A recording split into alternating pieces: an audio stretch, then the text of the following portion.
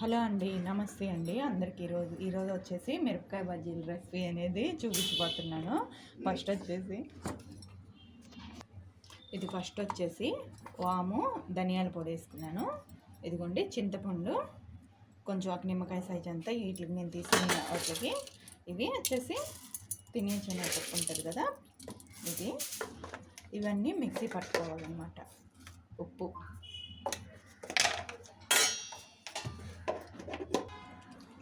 Mixie పట్టేసాం కదా. ఇప్పుడు ఏంటంటే మధ్యలో ఇలా కట్ చేసుకొని దీంట్లో పెట్టుకుంటాం అన్నమాట. ఇదిగోండి ఇలా అన్నీ చేసి పెట్టేసుకుంటాం కదా. మనం వేసుకున్న మిక్సీ పొడి కూడా ఇలా మొత్తం ఇలా పెట్టేసుకోవడం అంతా. కొంచెం మీకు వాటర్ కావాలంటే కొంచెం వాటర్లో కలిపైనా పెట్టుకోండి, లేదంటే ఇలాగే మనం చేసి పెట్టుకున్న బజ్జీలకి అన్నిటికీ ఇదిగోండి ఒక్కొక్కటి ఇలా స్టఫింగ్ అంతా పెట్టేసుకోవాలి. ఇలా పెట్టేసి పక్కన పెట్టేసుకున్నాం అనుకోండి. ఇప్పుడు వచ్చేసి ఇంకా పక్కన పెట్టేసాక ఇంకా ఒక బౌల్ తీసేసుకుంటున్నాను. శనగపిండి ఒక కప్పు తీసుకుంటున్నాను. నేను తీసుకున్న పిండికి మీరు కొంచెం బిప్పిండి కానీ ఉంటే బిప్పిండి యాడ్ చేసుకోండి. బిప్పిండి వేసుకోవడం వల్ల ఏంటంటే కొంచెం టేస్ట్ బాగుంటుంది, ఉప్పు రుచికి సరిపోయినంత.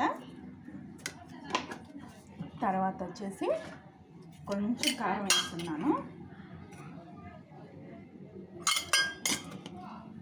తర్వాత వామ్ వేస్తున్నాను. మనకు వామ్ ఏంటంటే డైజెషన్ ప్రాబ్లం లేకుండా బాగుంటుందని వామ్ వేసేసుకుంటున్నాను. ఇలా నలిపేసేసుకోండి.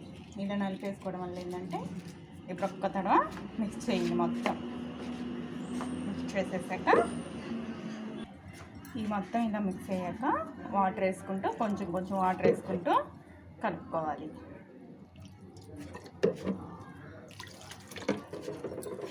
మొత్తం మరీ గట్టిగా ఉండకూడదు, మరీ పలుచగా ఉండకూడదు. మనం బజ్జీ పట్టుకున్నప్పుడు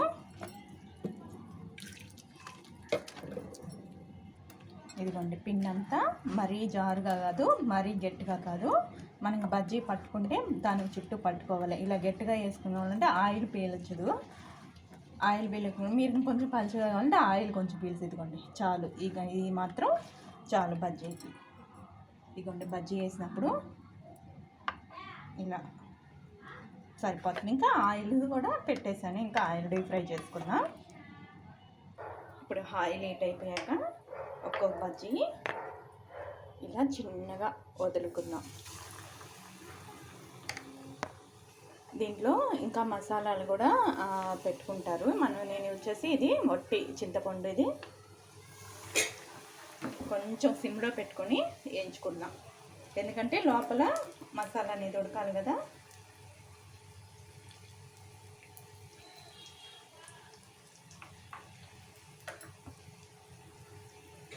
చాలు, ఇంకా మరీ ఎక్కువ వేసుకొని అవసరం లేదు.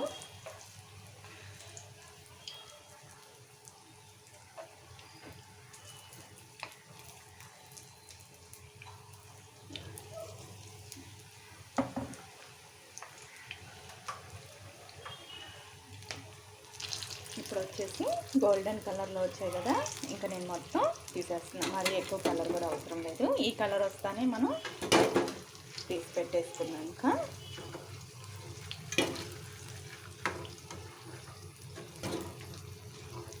చాలా ఈజీగా టేస్టీగా ఉండే మిరపకాయ బజ్జీలు ఇప్పుడు ఇంకొంచెం వేస్తానండి. స్టఫింగ్ కూడా ఎక్కడికి పోదు. మనం వేసేటప్పుడు నీట్గా వేసుకోవాలి. బజ్జీలు వేసేటప్పుడు కూడా నిదానంగా వదులుకోవాలి మనం.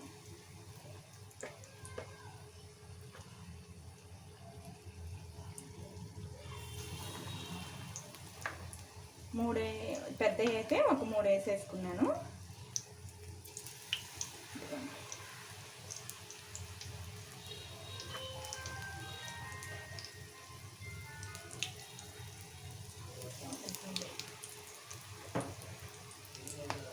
చూసారు కదా, ఇంక సర్వ్ చేసుకొని ఈజీ అండ్ సింపుల్ మిరపకాయ బజ్జీ. ఈ రెసిపీ నచ్చితే ఎవరికైనా వీడియో నచ్చితే లైక్ చేయండి, షేర్ చేయండి, సబ్స్క్రైబ్ చేసుకోండి.